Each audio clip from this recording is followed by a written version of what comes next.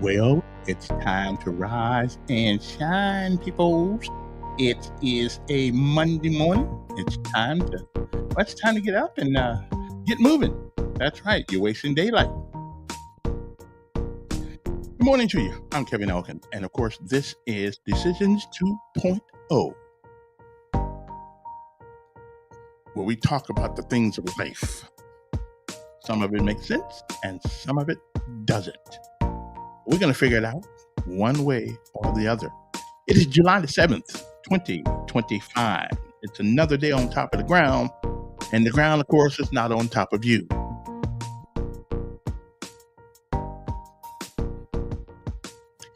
It is a day that has never been, and it is a day, believe it or not, won't ever come again. It is a once-in-a-lifetime deal. And once it's gone, you don't get a do-over. You don't get it back. You don't get to summon it from the past. You don't get to come back and do all the things that you should have done this day. And more importantly, you don't get a chance to come back and undo the things that you do. So whatever it is that you do with this day, the 7th day of July, 2025, make sure that if tomorrow should be, you'll be proud of what you have done on this day. Next up, it is our daily bread, and we'll come back and get this party started. A lot of things to talk about today. The tragedy in Texas, and it is a tragedy. I think it's probably the worst drowning we've had in the history of America. But we'll be back after this. Don't go no place.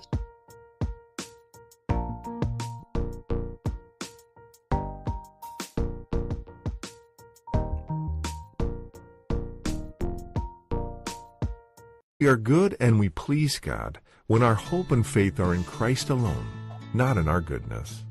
Our Daily Bread. Today's encouragement from the Our Daily Bread devotional was written by Karen Wolf. Karen writes, "As I was growing up in Jamaica, my parents raised my sister and me to be quote-unquote good people.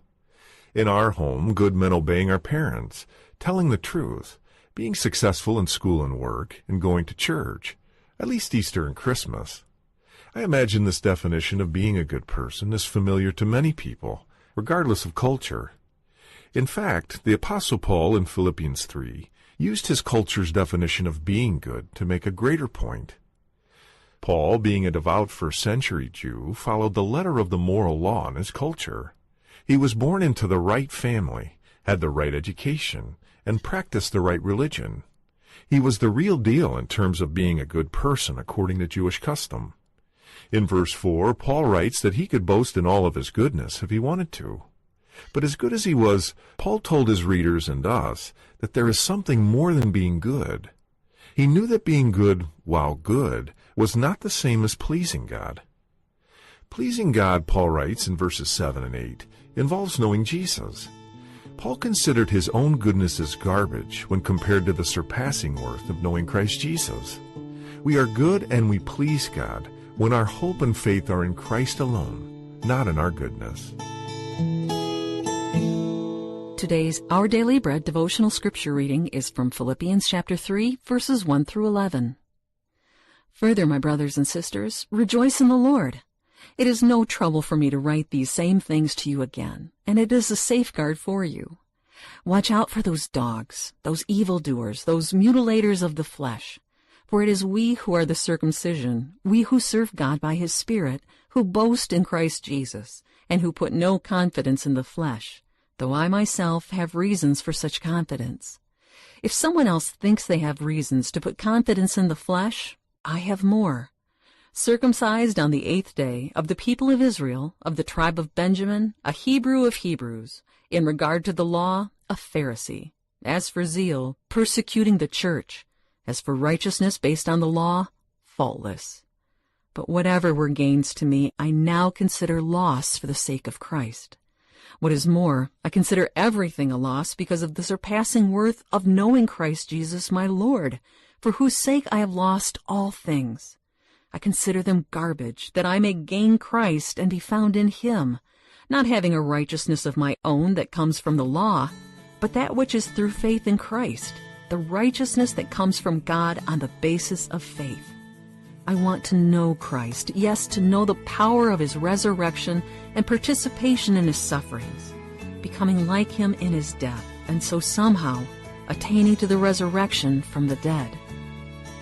That's today's scripture reading from Philippians chapter 3, verses 1 through 11. Let's pray. Dear Heavenly Father, as we seek to live a good life, help us to remember that knowing Jesus is the way to ultimate goodness. In his name we pray. Amen.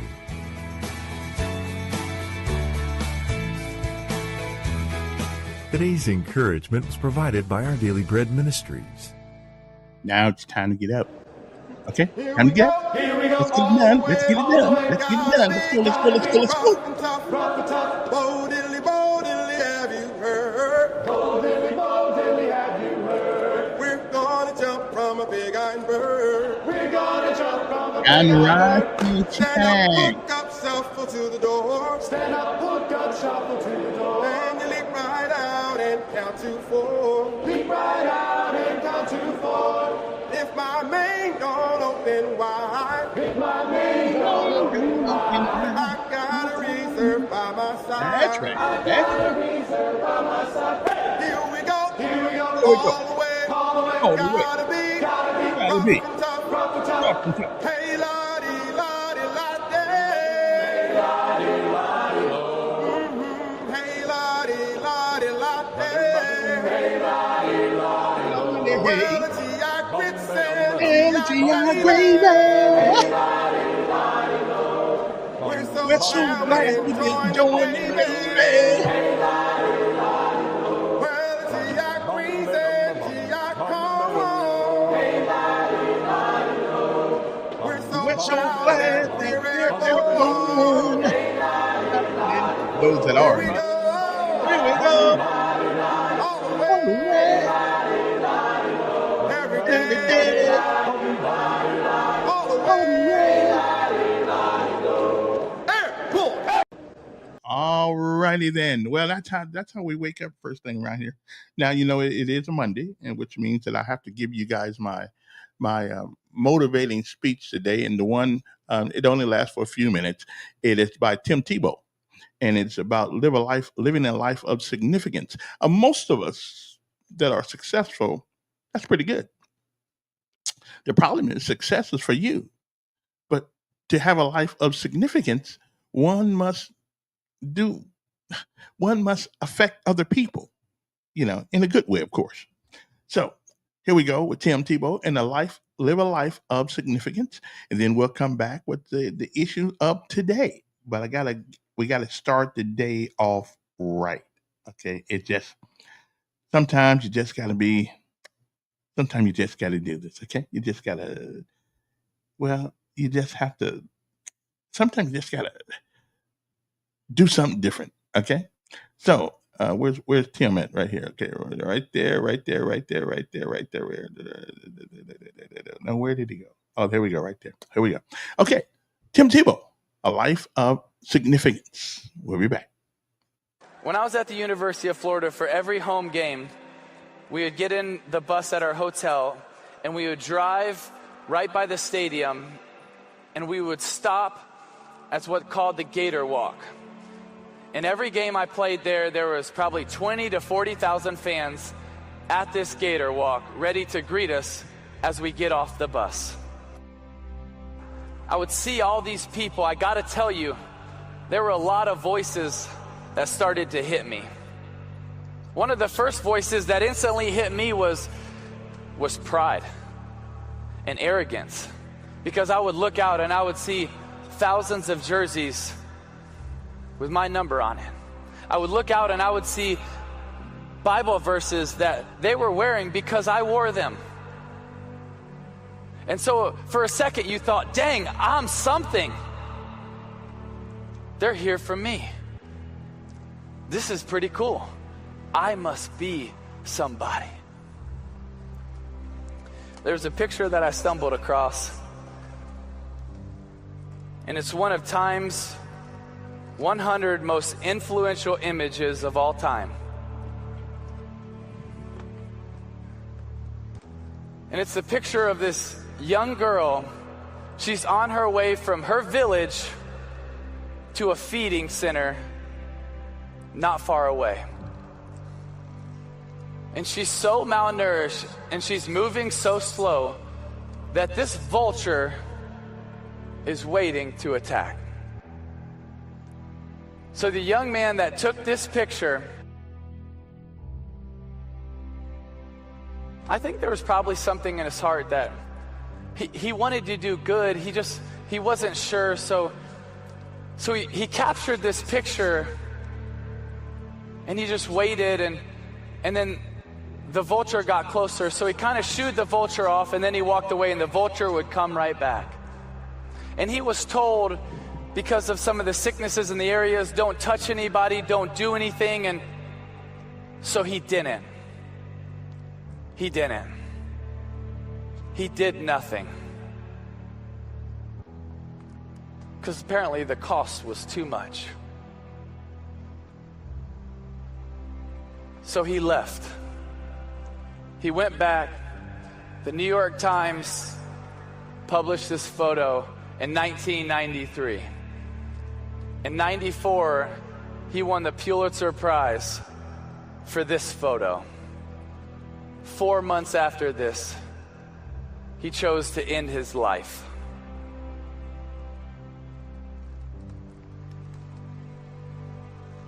You see, every single one of us, we have a chance to be successful in life. And you know what? I hope you are. I really do. I hope you're successful.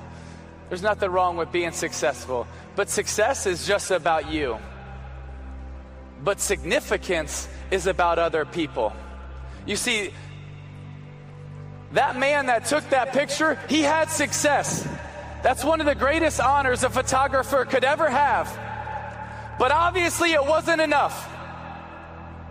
It wasn't enough.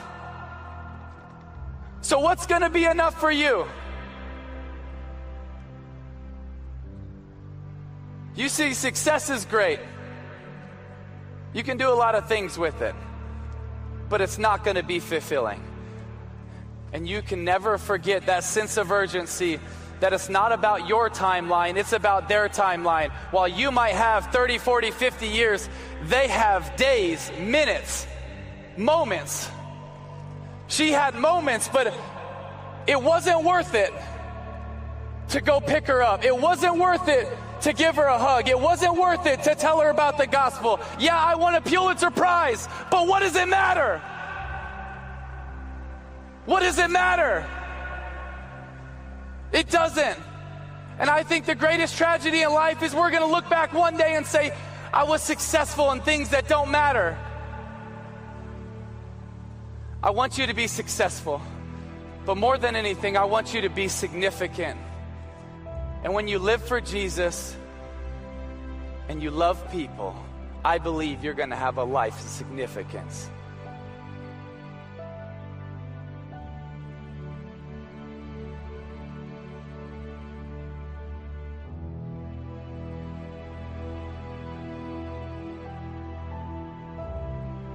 When I was at the A life of significance. Wow, that is an interesting story right there. So but I tell you, it's easy to sit in hindsight and judge people sometimes, because you don't know what you just don't know what's going through people's mind. The photographer probably didn't think about it. And it's easy for us to think, it's easy for us to think today what he should have did yesterday. So, but I love the message though. It's to whatever you do, be significant in it, because significance helps other people. Okay. Everybody can be successful, but that's for you. But the life of significance is when you reach out and you help others. So make sure that's the message of the day. Be significant in the things that you do, not just successful. Good morning to you. This morning, I'm Kevin Elkins, of course, and this is, we call it Decisions, because that's what we all do. We all make decisions. And even when we don't make them, well, we kind of like make them. Good morning to you. First of all, let us, the biggest tragedy in America right now, and I don't think it gets enough coverage. The biggest tragedy in America. Last week we all heard about the flood in Kerrville, Texas. As a matter of fact, with a bunch of people on a retreat, a Christian retreat. Somehow something happened, and it flooded things, and it just, well, we there was a little 8-year-old girl from Bessemer, as a matter of fact, um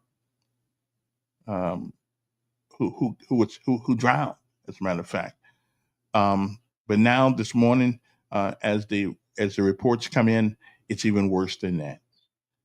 Um, the death toll, and I'm still trying to, I'm still trying to wrap my mind around how this happened. I can't even, unless they were in a gully or something somewhere. How did this happen? This is Texas. Um, I mean, they got hills and desert, and um, how did this happen? But this morning, uh, it's 82 people. 82 people are dead, because of because of this storm. Families sifted throughout waterlogged Durbers on Sunday and stepped into empty cabins at Camp Mystic, an all girls summer camp, ripped apart by flash floods that washed homes off their foundations and killed at least 82 people in central Texas. I think of a lot of things in Texas. I mean, I can think of, but I never thought I'd ever hear a flood in Texas. I mean, 82 people. How did this how did this happen? Rescuers maneuvering through the challenging terrain, high waters, and snakes, including water moccasins, continued their desperate search for missing, including 10 girls, a counselor from the camp. For the first time since the storms began pounding Texas, Governor Greg Abbott said that there were 41 people confirmed to be unaccounted for across the state, and more could be missing. In Kerr County, home of the Camp Mystic, uh, and other youth camps in Texas Hill County, searchers have found the bodies of 68 people. 68. How is this possible? I mean, I think of a lot of things about Texas, border crossings. 82 people, and 10 more campers are missing. Of course, the young girl from Bessemer, 8 years old. Man, our prayers go out to her family and to her friends. And I mean, what do you say? You don't say anything. You don't know what to say. But it's a big story in this country, and I believe this is the worst drowning that I have ever, I have ever heard of in this country. I mean, really? I mean, a flash flood. I don't know what I guess a flash flood is a flood that comes unannounced, because of torrential rains. I would imagine at some point, and you don't have time to get away and all that kind of thing. But my lord, that's that. I mean, how did this happen? Uh, I mean, how did this happen? It is mind-boggling to me. I don't get it. I don't know how that happened. It's a tragedy amongst tragedies, uh, that this thing has happened. I don't know. It is about, especially when you hear little kids who were at a Christian retreat. I mean, they weren't out hanging out, getting drunk or anything like that. They were just nice kids, and but who am I to question God's providence? I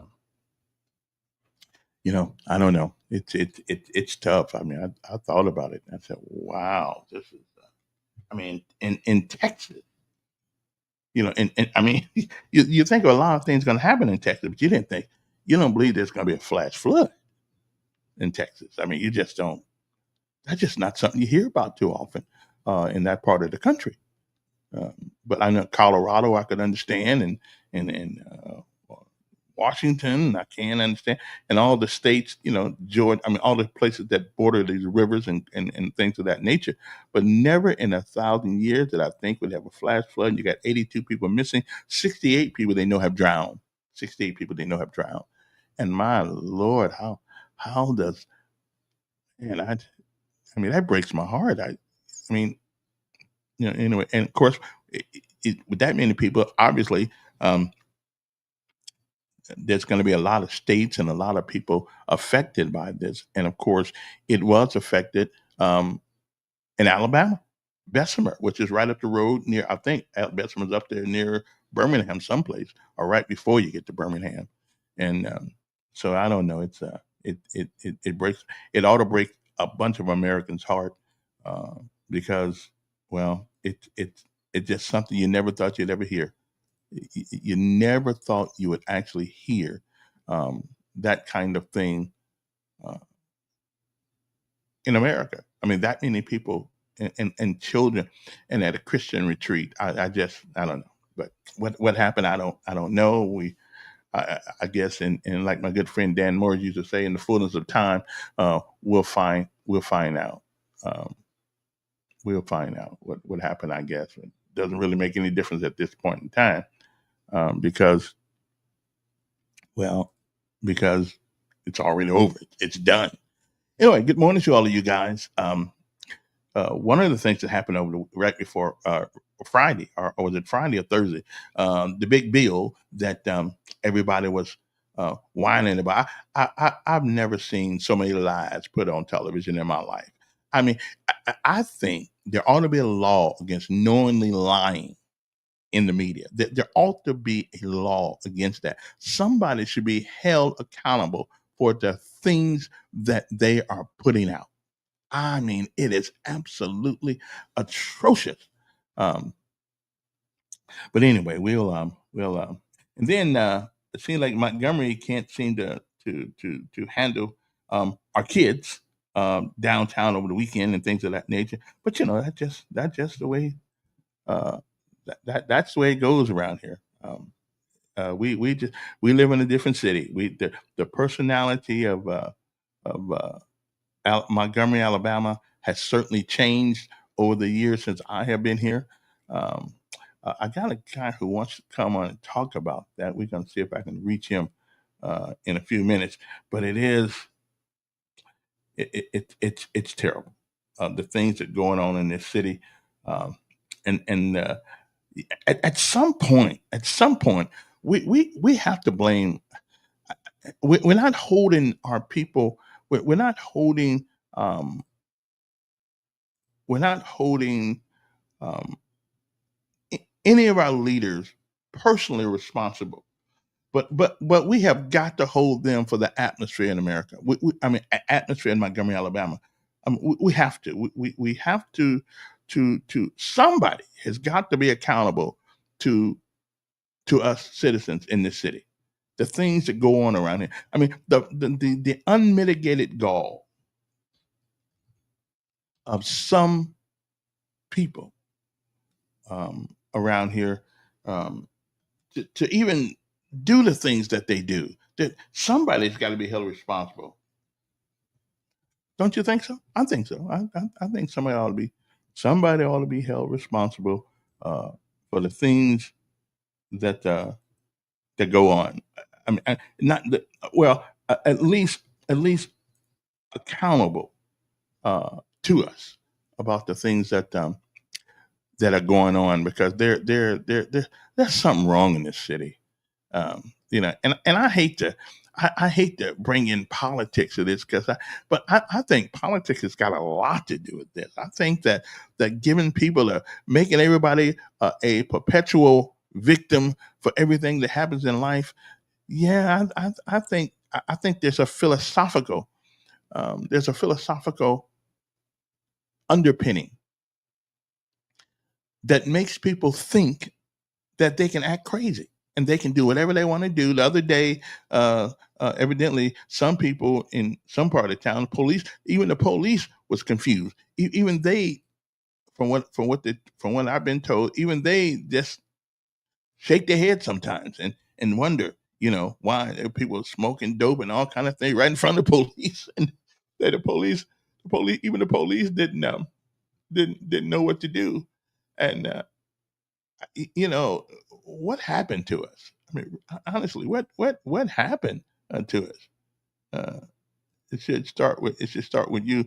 Look up the man in the mirror. Well, I don't knowingly tell a lie, Miss Camila. I don't normally tell a lie. Now I could be mistaken about some things, and we're all human beings, so we that can't happen. But knowingly tell a lie, like when the president's bill came down.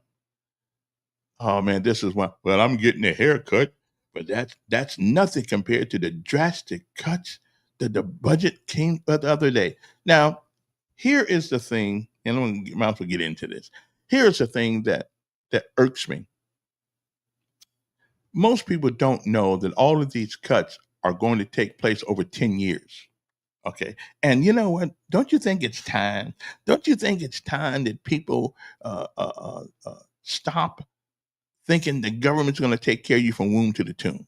Doesn't somebody think that? I mean, to be a slave is to be dependent upon somebody, and whether it's Uncle Sugar, your mama, your daddy, whoever, be dependent on somebody for the rest of your life. That's like a slave.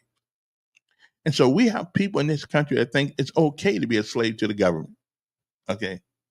Okay. I mean, especially when you haven't contributed anything to it. You haven't contributed any money to it. You haven't worked. You haven't saved up anything. You haven't done anything. And so all you've done is been is depending on the government. And listen, I understand when I was coming up. I mean, it was listen. They got groups of people who go around and tell other groups of people how to get over on the government. Okay, and it's working. It's been working. It's been working forever. At least, I say I'm 60 something years old. Yeah, it's been working for at least that long. Yeah, yeah. How to get the food stamps? How to get the Medicaid? How to get the Medicare? And what we are doing is that the people who actually need this help, the ones who really need it, sometimes can't get it. Old people right here can. I know a lady who went down to get food stamps, 70 something years old. They wanted to give her $20. $20 for food stamps. Done work their whole life. Social Security is not that much, 78, especially when you're 80 something years old. If you're 80 something years old, you came up in the time in Alabama when it was tough to get paid to do anything. So, but we're going to give her $20. Well, other people can go around and have a bunch of kids, and all of a sudden they get all kinds of things, and it's a jackpot. And then you get the food stamps, and then you go to the store and try to sell them to other people. But let me digress. So, Mr. Jeffries, who happens to be is he the Speaker of the House? I think he is. Was sitting there making an outlandish speech the other day and trying to keep our people down. And that's what they're doing. They're trying to keep our people down. What we ought to do is tell people, hey, don't depend on the government. Oh, if you need it and you have no other way to get it done, I'm with you. You got to do what you got to do. But that should be your last thing to do rather than the first thing you think about doing. Because we have some issues going on in the hood. We do. We just, I mean, I thought when Clinton and them came in and said you work for it or whatever the case may be, you don't get it for free anymore. But that's not true. I think Biden all put it all back. But anyway, here's a question I had over the weekend for people. Here's the question that we had over the weekend for people. Everybody been complaining about. Well, the rich people don't pay. The rich people don't pay. They pay. Well, they do pay, but they don't pay as much as we do on the front end. But a lot of them pay on the back end. So here's the question I have for folks this morning. Why aren't you rich? Why aren't you doing better than you are? Why aren't you? Because the only reason why people complain about rich people because we broke. Okay? That's the only reason. There's no other reason to complain about rich people. Who would complain about people who have been successful? In America, we've gotten this thing about complaining about people because they've been successful. And the truth be told, let's just tell the truth and shame the devil. The truth be told, that most of us, including yours truly, don't have a whole uh, who don't have a whole lot of money and things of that nature. We complain about them. And the reason why we are in the position that we're in because of our own self. If you look in the mirror, okay, if you look in the mirror, you'll find a person that is at least 95% responsible for where they are. So what the best we can do is complain about the rich. I don't mind people rich. First of all, do we want everybody poor? Do we want to be what the rich do? They do provide jobs. They come up with ideas, and the reason why you're not rich, okay, we just got to shame the devil here. The reason why you're not rich, hmm? The reason why you're not rich is because you're either lazy or you just haven't come up with an idea to put you in that position. You haven't worked hard enough. And most of and that goes to me too. I could have had a whole lot more money, but I didn't work hard enough either.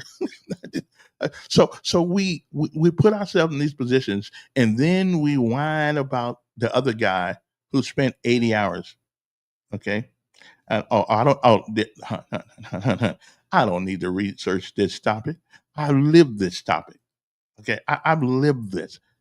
My research is my life and the things that I have seen people do and not do. Okay, not do. If you're not in a good position in your life, it's because of you. Okay, except those with physical disabilities, they are the exception to the rule. But for the people complaining about rich people, let me ask you something. Who you gonna go get a job from? A poor man? Of course you can. Take Elon Musk, for instance. This guy is building things. Some of the stuff scares me, this AI stuff. But he's doing things. Tesla, he's doing things. And you could have did it. You could have done. You could have came up with an idea. But you're probably like me, thinking the world just gonna go by and something to come your way. That's not true. Most of these people have failed once or twice in some of the things they've done. But the difference between them and you is that they didn't give up. Okay. And which topic, Camila, do you think that I didn't report correctly on? I got my report from the reporter. Okay, so I'm just saying I don't know what you mean, but we can talk about that later on. If you want to call, you can. If you think I'm wrong, 521-2963. 'Cause that's the way I roll.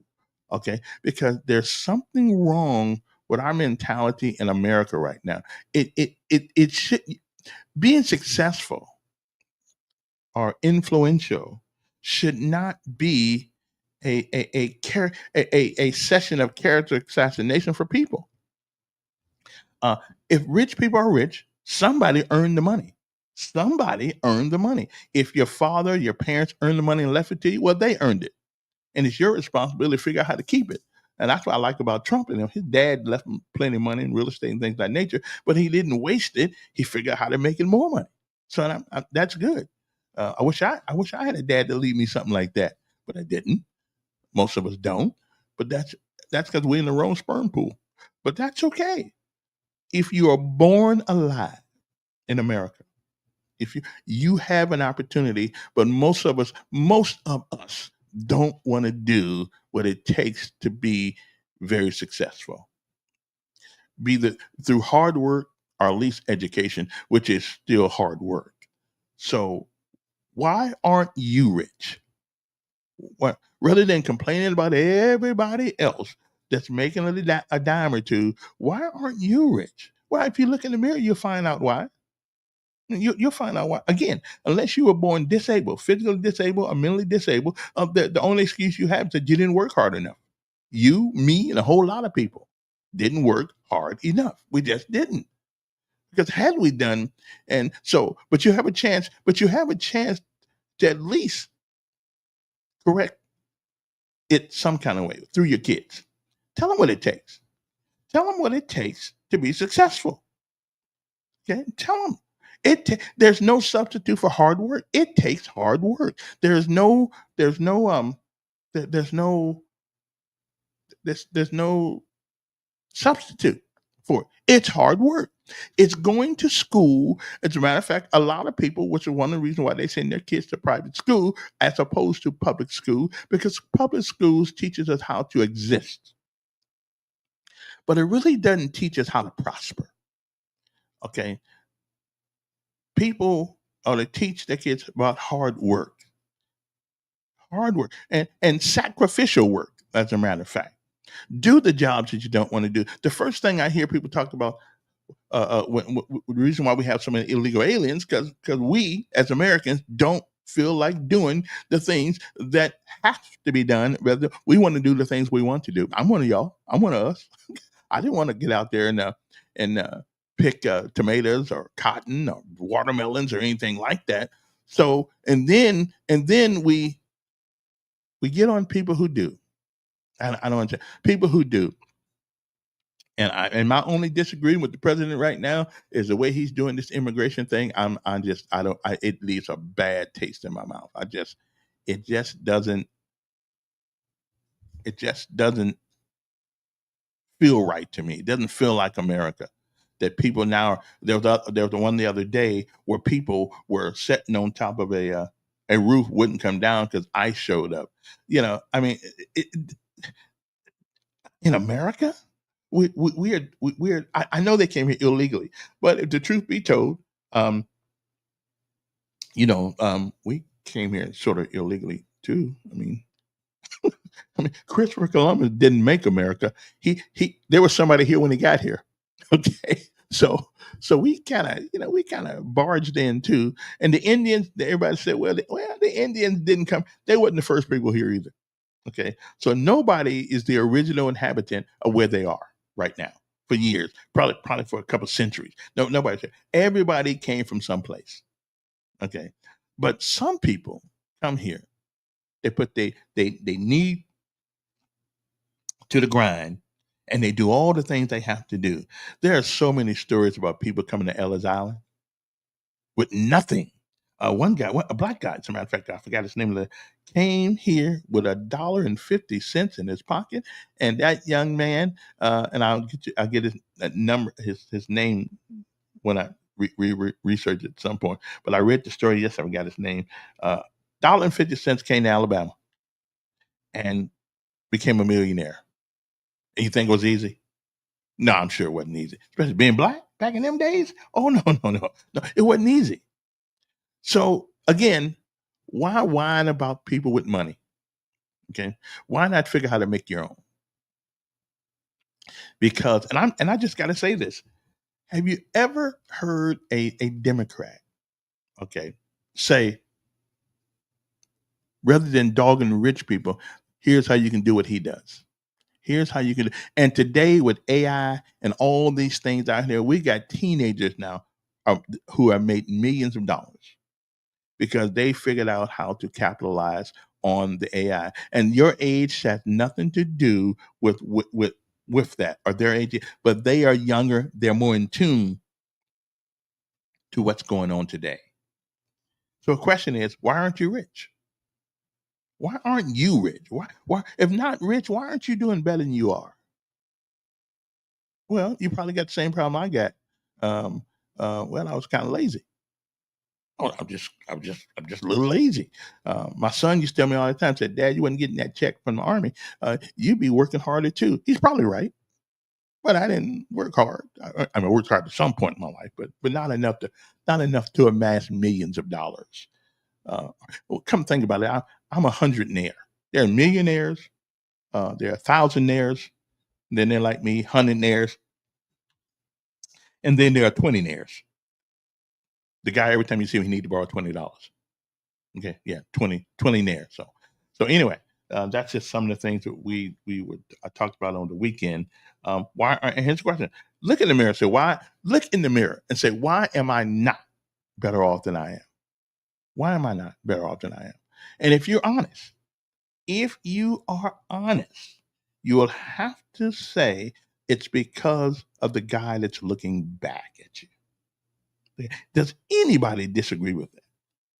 It's you go to, and we got these people going to college, right? Going to college, taking up political science. Well, good luck on that. Good luck on becoming a millionaire with that. Or gender studies. Good luck on that one too. Yeah, good luck on. Yeah, good luck. Listen, if you ain't by the time you get to college, you haven't figured out which gender is which. You probably got a long way to go still. Um, the stupid curriculums that we're given, political science, right? Right, like there's some science about politics. It's the science of manipulation, is what it is. Yeah, what other stupid course are we taking in college that's not going to get us anywhere? Here's one. Now, they are principles of business running the business. There's absolutely principles of running the business. But I'm telling you, with AI and the technology that's before us, man, you can run a multi-million-dollar business out your house today. Okay, you could just do it. You don't need these great big monstrous buildings because use the technology. And every country that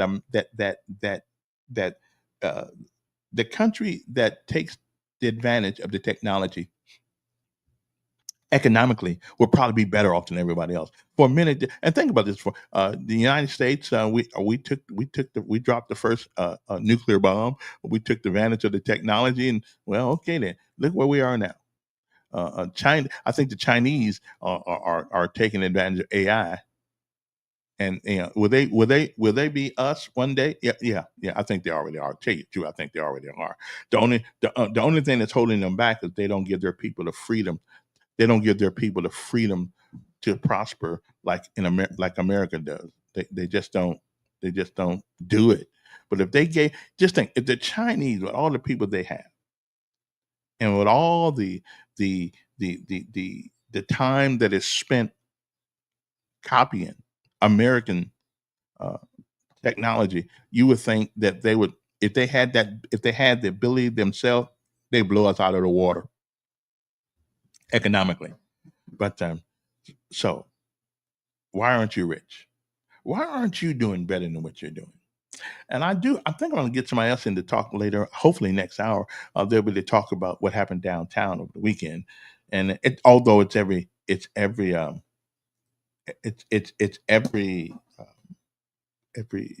every weekend downtown now. So okay,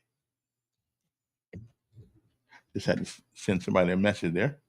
But so the question is, so when we take a hard look at where we are, where you are, I think you're going to reach one conclusion: I am where I am because I haven't worked hard enough. I mean, that's it. I went to school for things that didn't matter. I went to school because I just wanted to go to school because they paid me a check. And when I got here in the 90s, we were having people getting Pell Grants and all these grants to go to school, but most of them didn't really take topics that would gain that would get would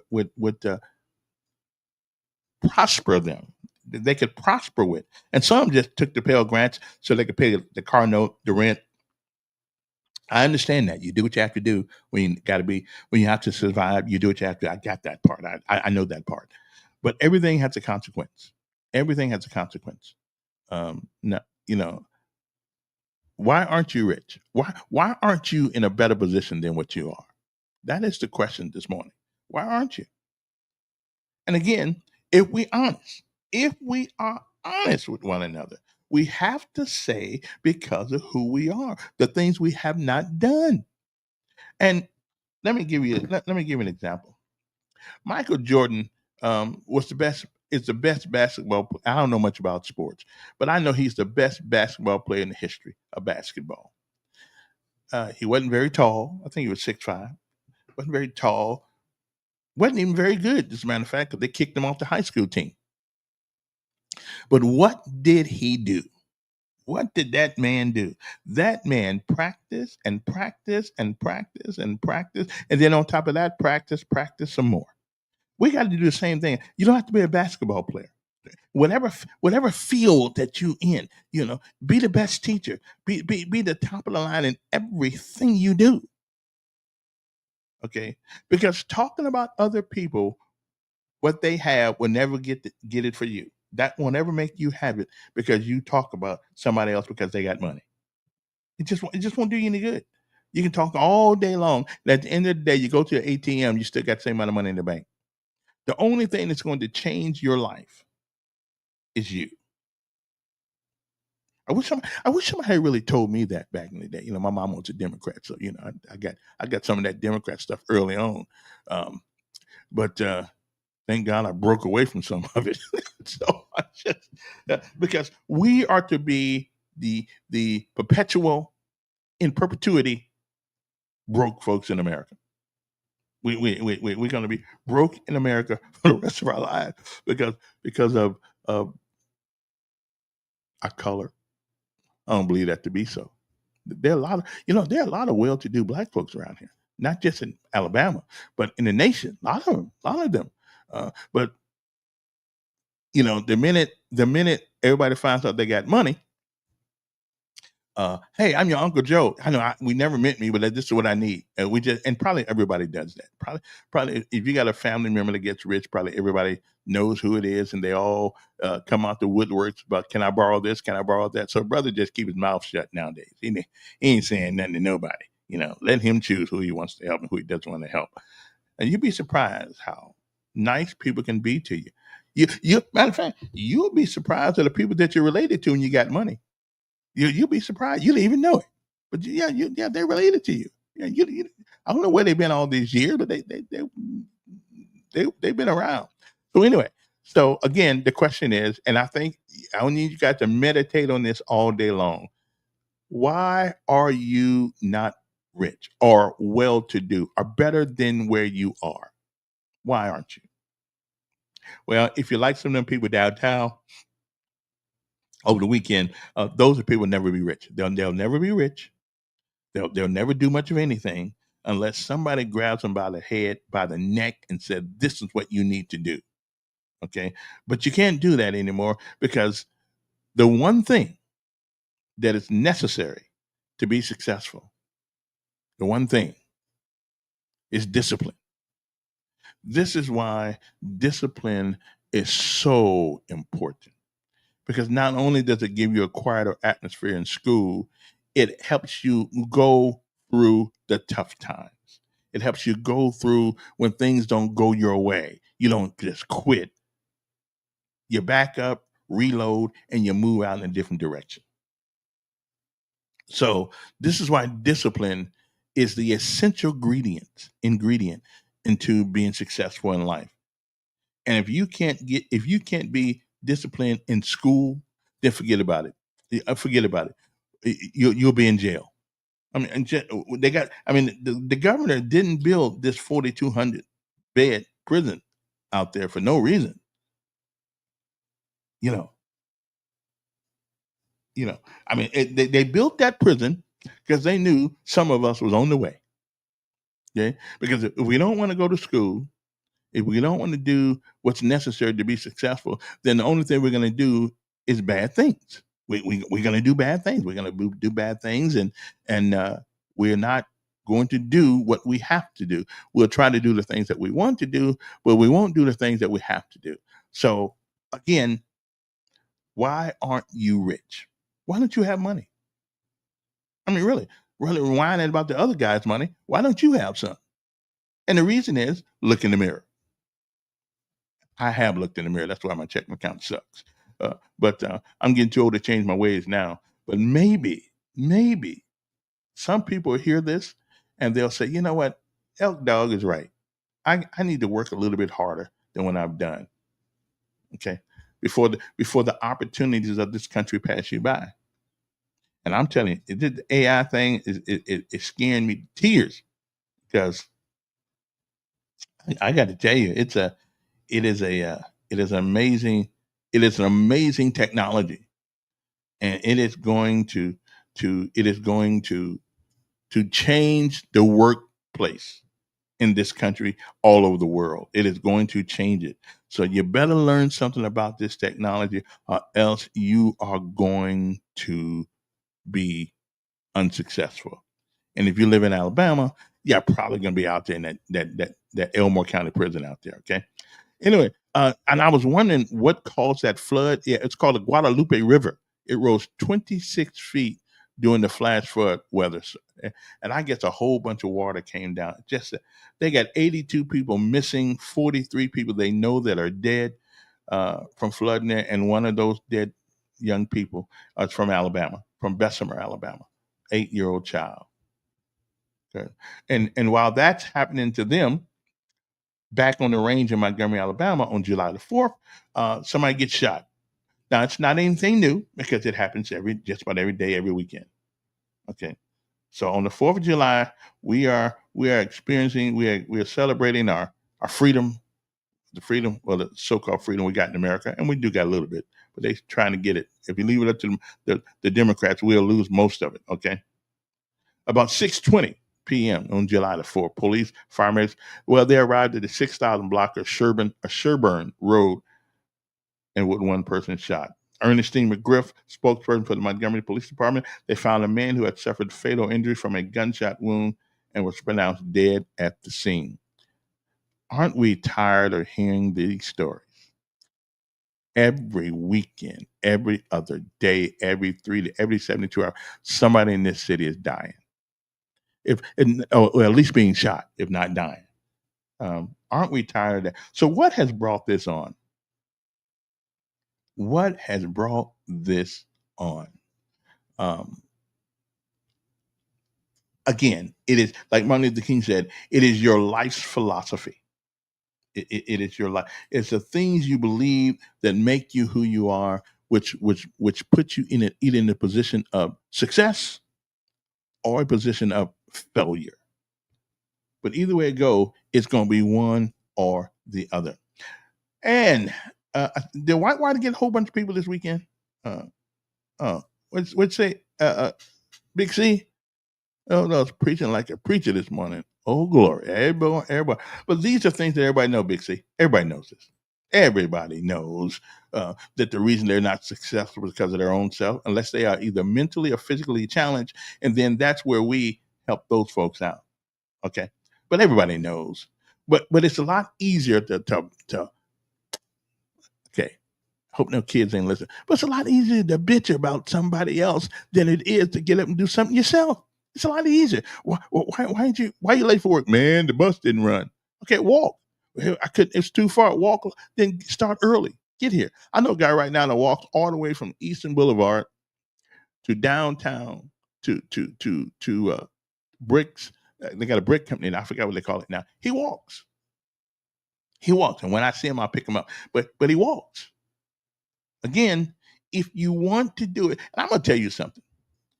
If somebody sees you doing something, they will help you. Oh yeah. If they see you doing something, people will help you. But you got to be doing something. They know if you're shucking and jiving them. They know if you're giving them the Bravo Sierra. They know that. But if you're really trying, and I'm telling you what I know, not what I think. I'm telling you what I know. Because when I got here in Montgomery, Alabama,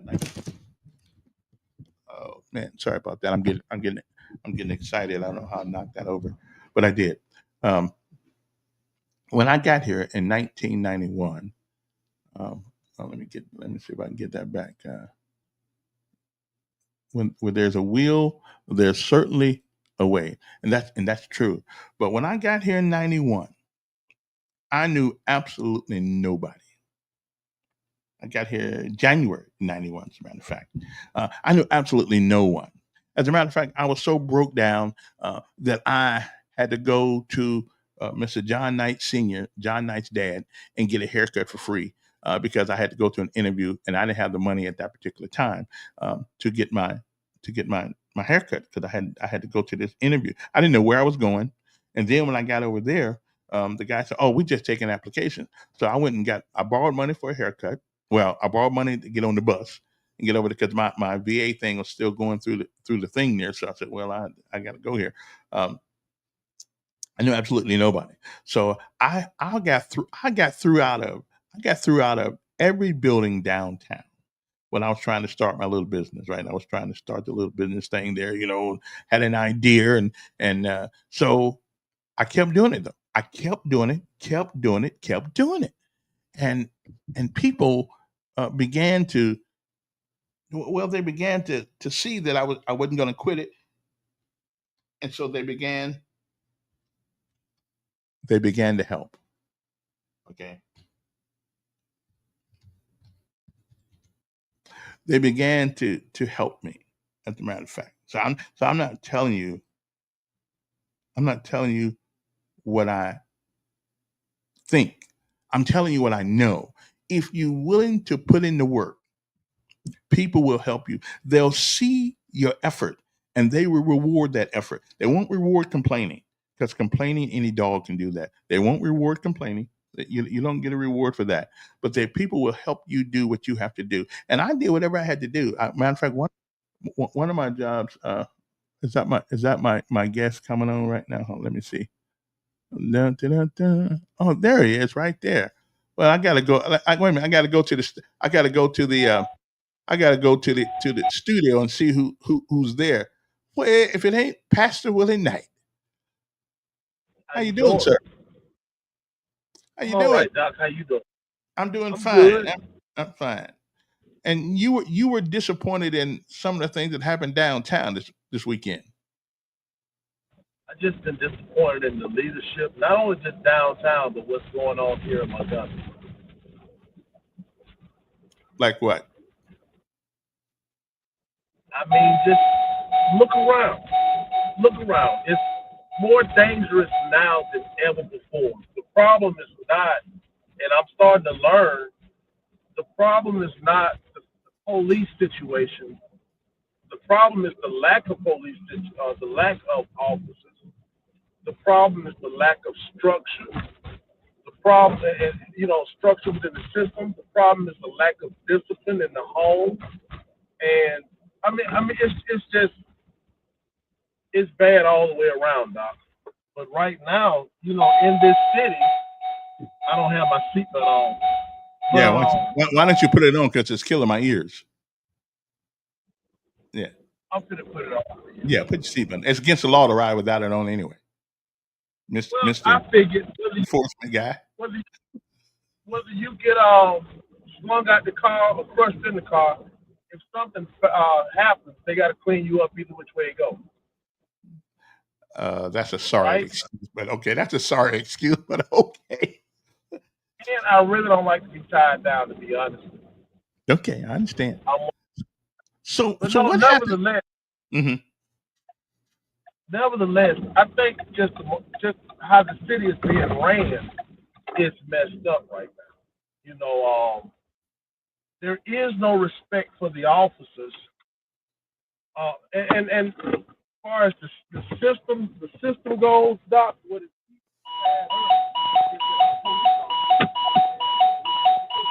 Yeah. Turn that off, whatever that is. There you go. wait a minute. Wait. Yeah, Just a second, I'm gonna log off and come right back. okay. Yeah, because I don't know what's going. Okay, I don't know what was going on with him. We that's our Pastor Willie Knight, who has an issue with the violence, and everybody does downtown. And again, that is a byproduct of the lack of discipline that people don't choose to follow. I mean, that is just the byproduct. And people now, which is one of the reasons why in public schools I'm always saying, hey, listen, if you don't get discipline, if you look at every successful school in this city, one of the most important ingredient that you will find is that they have discipline. They believe in discipline.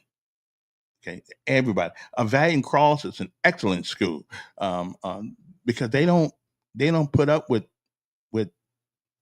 none discipline. And one of the things that you have to agree to go to Valiant Cross is that you will adhere to the rules and the procedures and the policies of that school. And so they've been successful, not because although the Brock brothers are pretty good kids too, though they pretty good young men too. I won't call them kids. They're pretty good young men too, though. They have a legacy of uh, of of, uh, of success. And so I'm proud of that school. The folks, every time I see one of those kids, I know what school they go to. They got the little blue thing on, and they always act so respectful, just so tuned in. So I'm just telling you that those guys they are doing a wonderful job. If you happen to be out there and you want to, if you think I'm totally wrong, 521-2963 is the number. 521-2963. Hey, it's the only podcast you can actually call in and and and give your opinion. I mean, I like to listen to other people too, because because there are a lot of people know lots of things that I don't. Okay, and the problem is the things I don't know that I don't know them. And probably same thing with you. There are things you don't know, and you don't know you don't know. So that so it's always good to have a different opinion. My opinion is strictly my opinion. You're welcome to have your opinion. Uh, and somebody said put your seatbelt on there, Pastor Knight. Yeah, which is true. It is the law. Let's get some discipline there now, okay? The numbers here are 521-2963 if you want to, or you can pop in and on the on the screen on the studio, and we can talk to you that way. Either or, it's up to you. I'm going to leave a link on the Facebook page where all you have to do is just um, uh, go down a link on there, and you can just pop on in anytime you want to. As soon as I figure out where to put it. Okay, as soon as I figure out where to put the link here, if you don't have a phone at the moment, or you don't have your own, let me see if I can put that right there. Okay, put that right there. There you go. There you go. There you go. And so now you'll see a little blue box at the top of the page there. If you want to come in and you want to be part of the conversation or help me in the conversation, feel free to do that. And it'll be pinned. It'll be pinned to the top of the page, and you can just come on into our little studio. We call it a virtual studio, like Knight just did. So feel free to come on in. But anyway, what we were talking about, first of all, our prayers go out to the families in Bessemer who lost their daughter, 8 years old. She evidently the Guadalupe River, just 26 feet, it rose. And I can understand now where the water came from, flash flood. But that's what happened, and that's a shame. But it is it is. It is what it is. But anytime a child dies, it bothers me. It makes me feel more blessed, and I've been given more grace and mercy than I deserved. Especially, I'm still here at this age, and a little child is only 8 years old. But then again, I'm not the one who determines what ill fails anybody, or what's good, or what's bad, or anything like that. I just know that things do happen to people, and our prayers again go out to the people in Bessemer, Alabama, where they are. They suffered a tragic loss, and as a matter of fact, this has got to be the worst death occurring since 82 people, 43 are missing, 82 have been somehow either missing or drowned or whatever the case may be. Wow, this is terrible. I mean, this is terrible. It ought to be the main story in America right now. We as a nation, we should be praying for those people right there and be ready to help at a moment's notice when they need something, because that's terrible. Montgomery Whitewater Executive Director Jason Wilson previously helped launch the Montgomery Biscuits baseball team. That's the new lead. That's the new head of the Montgomery Whitewater executive director. So he's going to be the new director with it. So that's good. He helped with the biscuits, and the biscuits became a pretty good team. As a matter of fact, it did become a it has become a mainstay in the city of Montgomery. So maybe this guy will make Whitewater um, to grow the same way he did the uh, the Montgomery Biscuits. So hey, 21 years ago he arrived in Montgomery with the Montgomery Biscuits, the Double A affiliate of the Tampa Bay Rays, to bring minor league baseball games to a new $26 million Riverwalk Stadium downtown. He said, I helped open the Biscuits in 2004, and I was here for the first 6 years, said Wilson, who recently returned to become the new executive director of Montgomery Whitewater $90 million facility. Oh, well, that's good. I think you got to treat it like it's a treasure, and then people will act like it's one. Okay, just as the ballpark's fans' experience goes beyond the action at the field with food and drinks and special activities and special events like that, Montgomery Whitewater is more than just a place where you go. Where's my well, I heard him down there, but I don't see. Oh, there he is, right there. Okay, good. You don't need a seatbelt on now. No, not at all. Yeah, but you asked me a question about just what was going, how I see things and what's going on, right? Hmm. Well, due to the fact that the leadership in this city is super light, not strict, due to the fact that they're not doing, that they're, for whatever reason, they're unable to do their jobs. I feel like the constituents then lost pretty much respect for our law enforcement and for the law. Like you said, you don't really see traffic routine stops no more. You don't really see them, for whatever reason. It seems like our mayor has turned his back on the police. It wasn't that long, and the reason why I say that, it wasn't that we understand that we're having a hard time keeping officers, right? Yeah, that's what they say. Yeah, I mean it's not what they say; that's what it is. Although I will say So one thing, they're not having a hard time getting officers. You're absolutely right. We're having a hard time keeping the officers that we train because a lot of them go to other cities. okay, now let's look at what they're doing here. It wasn't but a couple of years ago when they were starting to go out the back door.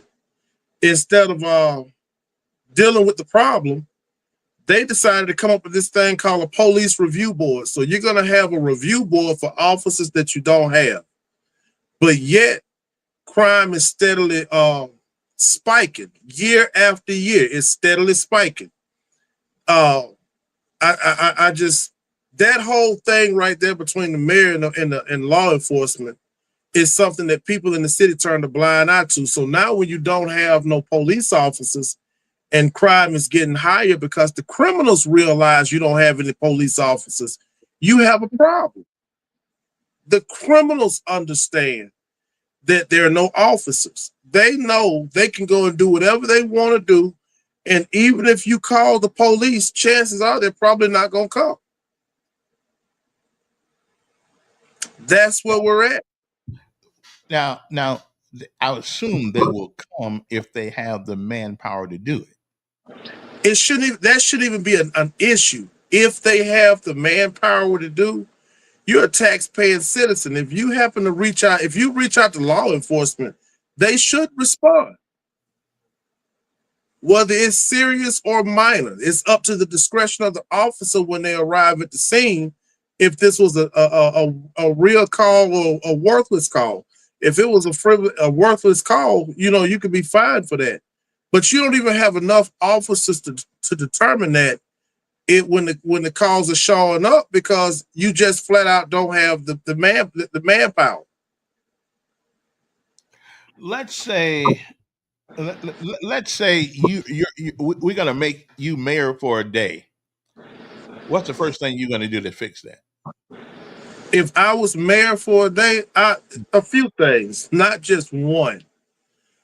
with the power that this mayor had, we would have been had a meeting with these judges, because it's the judges that keep letting the people out. That's one. But aren't your judges? Isn't their actions dictated by the Constitution of the United States and the No, Constitution of the state of it Alabama? is. It is, but here's the killer part about it. They're all ran by the same laws. Why is it that if you commit a crime in Montgomery, it's not treated the same way as Prattville or Elmore County? You know, you're governed by the same laws. I mean, there is no backdoor to this one. What it is weak leadership. They don't feel like they have to do their job. They really don't. They feel like they do not have to do their job. Now, what makes you think that the policing is done differently in those cities as opposed to Montgomery? I tell you what, just drive in those cities, ride in those cities. You come off the internet and go ride in. I was just out there. I was in Prattville at least 3 days last week, 3 different times. The stuff I see here in Montgomery, you didn't even see over there in Prattville. Let's just cross the bridge. You know, what's going on here is tolerated. And the people that are doing the stuff here know that they can't do that nowhere else. And we know that. Give me an example of some of the things you say you see here that you don't see up there. I tell you what, this little part right there, because there was a party that took place, we'll just say Friday. Matter of fact, we'll do better than that.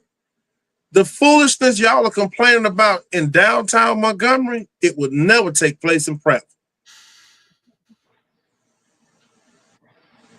And you can say that with all authority. Absolutely.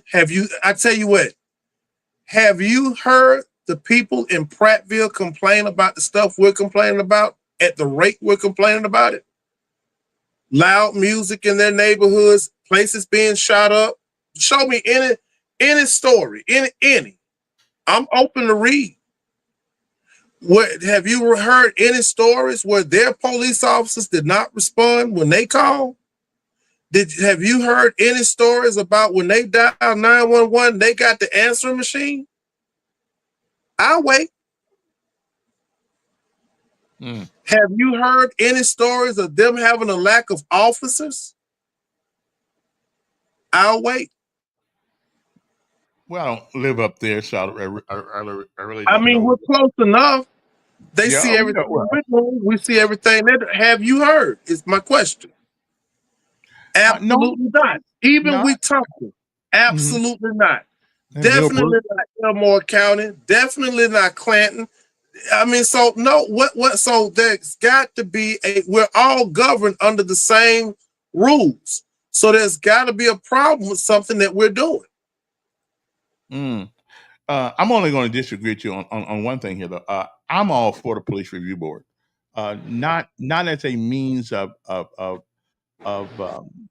supervising police, but there needs to be, and I ain't taking up for the mayor, but I know one of the reasons why we are where we are sometimes because there was an overabundance of police actions against people back in the day. You know what I'm saying? There were okay, I understand that, but is that the problem now? The man said, what happened to the police review board?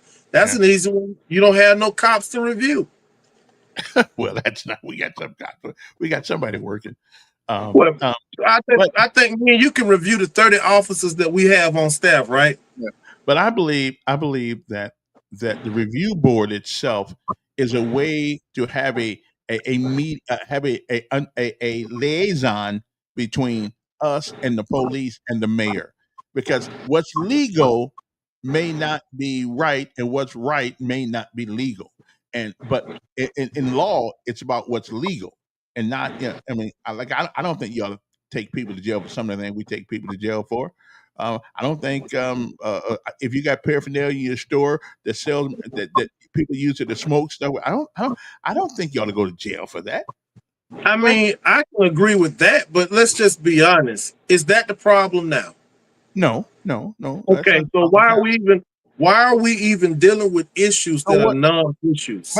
But we do. But we do. We spend too much time. But what do you think the biggest problem is?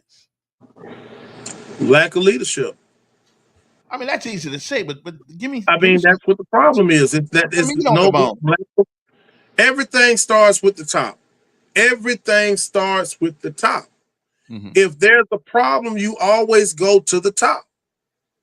And our top doesn't see the problem with what's going on. We have normalized everything that is like detrimental to our community.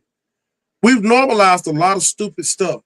So no big deal. They're shooting, you know, here and there.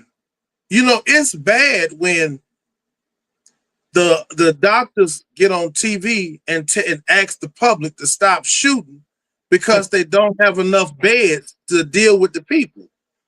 Who did that? That's not normal. The doctors are doing it. The doctors, you saw the same thing I saw. Could y'all please Yeah. stop the shooting? We don't have Mhm. enough beds to deal. But yet he'll get on TV and say crime is down. Where? Well, what again? I mean, I'm agree with him on this. You can't put a policeman in everybody's house. You can't put one in every It neighborhood. ain't about having a policeman at everybody's house. Structure, Kevin. Right. Structure. When But you get them, back them. Structure, Kevin. yeah. The rules, follow them. He just went and erased a lot of debt off the books. It was something he signed where people that had old tickets, they were forgiven. You know, Well, I'm all for that. I could go with that, but I'm just simply saying it's okay to give some, but all he's been doing is giving to the point respect is out the window. You done forgave them of their debts. You done told the police officers to stop arresting them. Those that do arrest them and get in physical confrontations or whatnot, they get suspended. And the city has just went completely haywire. Lack of structure. That starts with the top. Ain't no way around it. Let me ask him, have you asked for an audience with the mayor? For what? He don't even need to talk to me. He needs to do his job. For what? Well, again, I mean, maybe he can explain to you some of the procedures and things that they do. I mean, I don't know.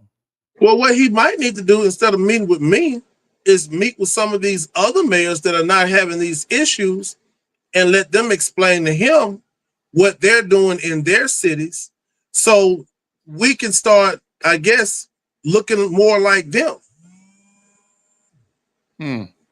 Well, I mean, I will admit to you that now, on the other hand, we got more people than all those cities. You realize that, right?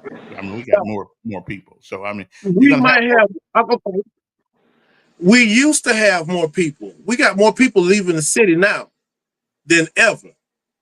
Ride through Dalraida. You got empty houses all over the place. I'll do you one better. Since we're going to talk about the amount of people per capita, Montgomery is like almost neck and neck with Chicago. And Chicago got way more people than we do, but per capita, our crime rate is almost identical. Well, I mean, I think you probably need to call up the mayor and have a sit down with him. Doc, he don't listen. It's nothing for me to do. This is the job he asked for. All I want to do is his job. Nobody pushed him up. Nobody twisted his arm. He applied for this job like the other people that ran.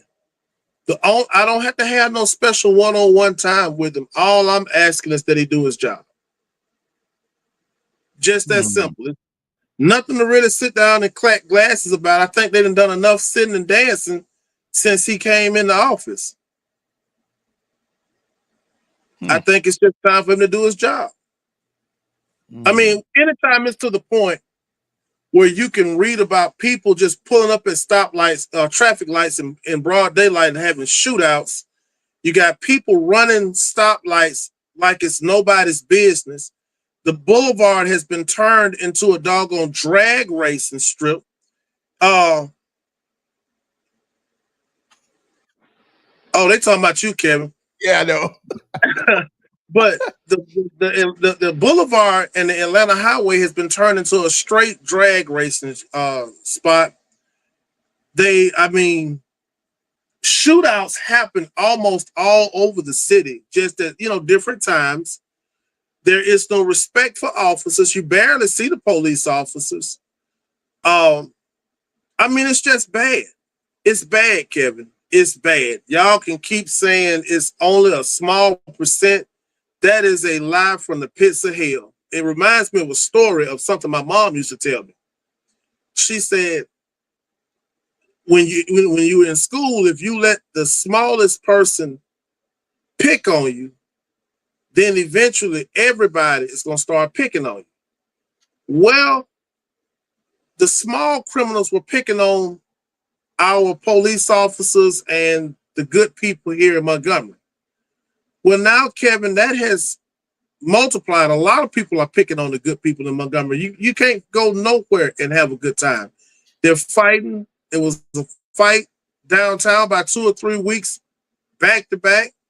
You got shootings all over the place. Matter of fact, I just read a story the other day. Somebody got shot in the parking lot of the hospital. That is starting to happen more and more. That's true. Yeah, that's true. Right. You got these HOAs that are, going bananas because folks are throwing parties out in certain neighborhoods. They're pissed off because the police don't respond in a reasonable time. And the only thing you keep hearing is that crime is down. You cannot ride on you cannot ride the boulevard and the Atlanta highway and don't witness a drag race almost every day. It doesn't even matter what time. People running just don't even stop at red lights no more. You name it. You name it. Well, what do you think the mayor should do about it? Resign. Let us get some stronger leadership. I just don't think it's nothing else he can do at this point. Business-wise, he's good. Public safety, he's horrible. So, well, have you had a conversation with your city council person that represents your area? Not only mine, but I've also spoken to a couple of others. And what's the sentiment of them? One of them is not going to touch it because you're too deep in his pockets. The other two that I've spoken to said they detected no lies. Okay. Right. When you got your city officials saying, "Well, I'm doing the best I can," or when they normally start off with that let you know you got them. They see it. They just don't know what to do, or they don't have enough support to do what needs to be done. I'm not the type that's going to continue to kick a dead horse. Well, I'm gonna tell you what somebody said, and I agree. I agree. I was talking to the sheriff or talking to the police chief or somebody. They said we could stop crime, the majority of crime overnight, but in order to do that, you would have to step on a lot of people's constitutional rights. And then there brings another issue in. So, do we want to live in a quote unquote free society, which means this is one of the things that happens in a free society, or do we want to live, in a communist society where the government charges? I look at it like this: your constitutional rights are already being violated. Now you want them to violate some more? No, they're already being violated. Such as? Man, your freedoms are valid. You can't do what you want to do.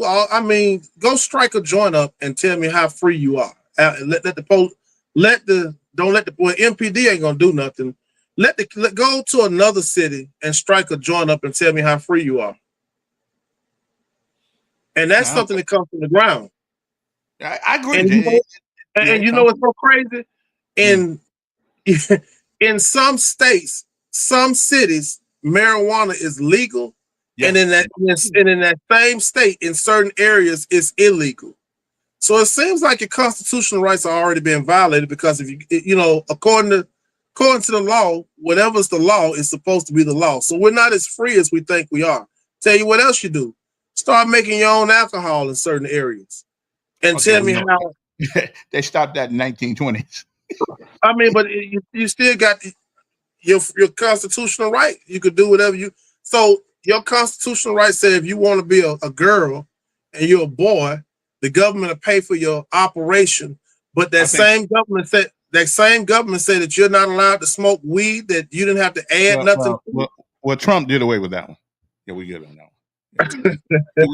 Yeah, we ain't gonna pay for your operation because you're confused. Yeah, yeah, they did away But with that. isn't that amazing? The same Mhm. government that said that you could switch sexes said that you can't smoke weed.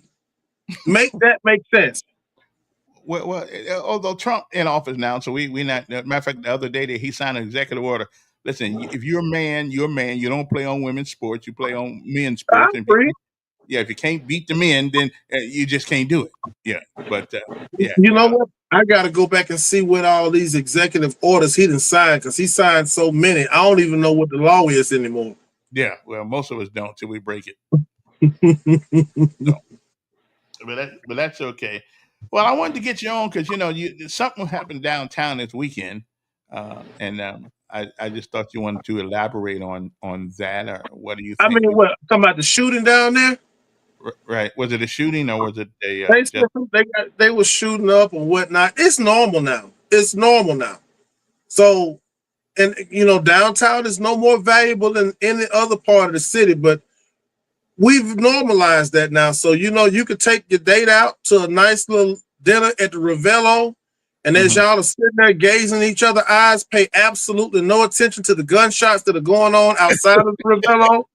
Just continue to eat your meal. Pray that you have enough to pay for it. When you walk into the car, pray that you're not robbed on the way to the car. That's the new It, it Montgomery. ain't it ain't that bad, is it? When was the last time you went down there? I don't go downtown. I Okay, mean, well then start going down there.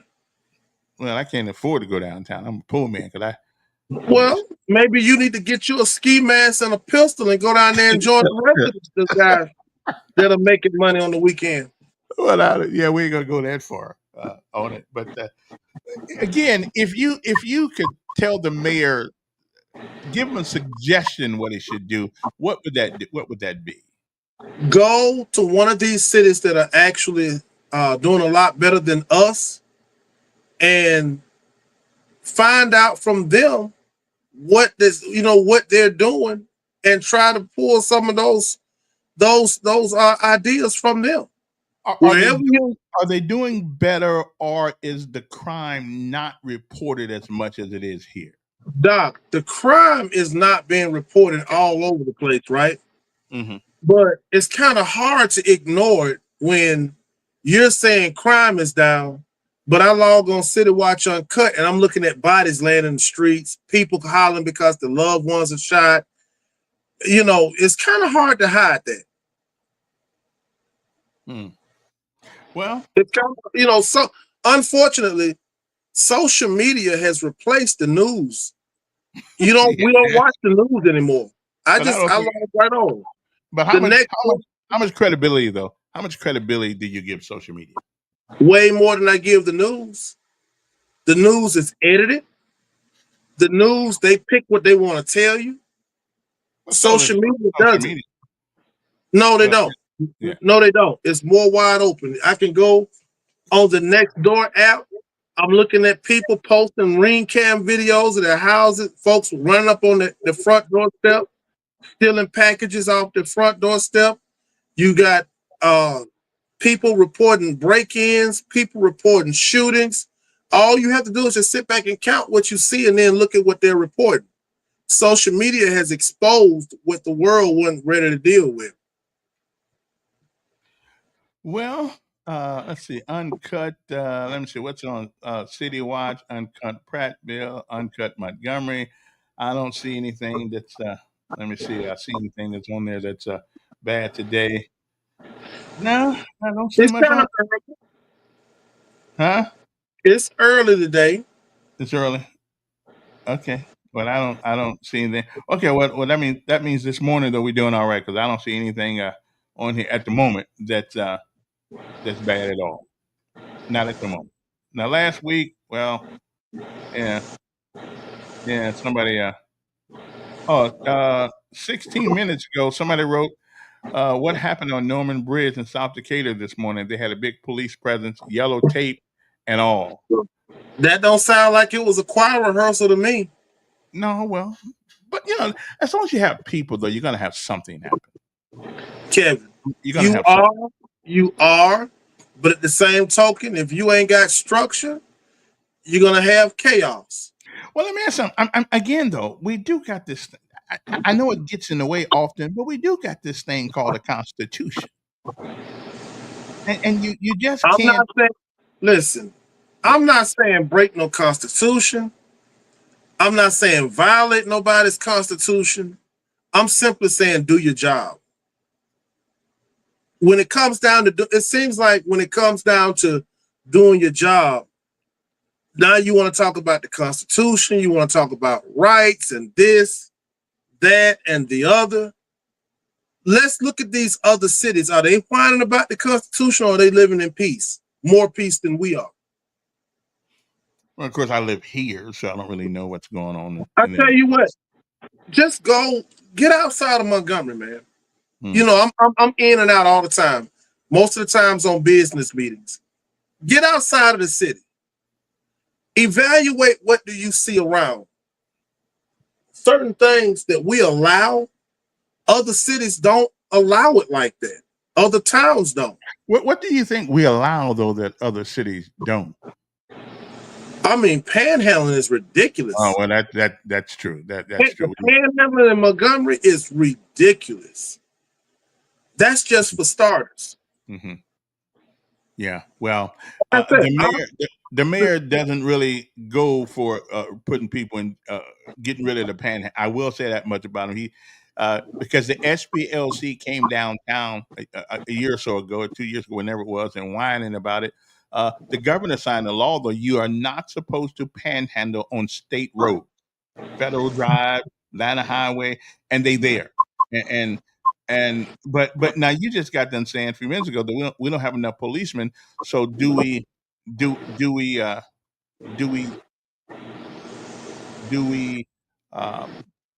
take the time from the policemen to have panhandle, or do we do other serious crimes?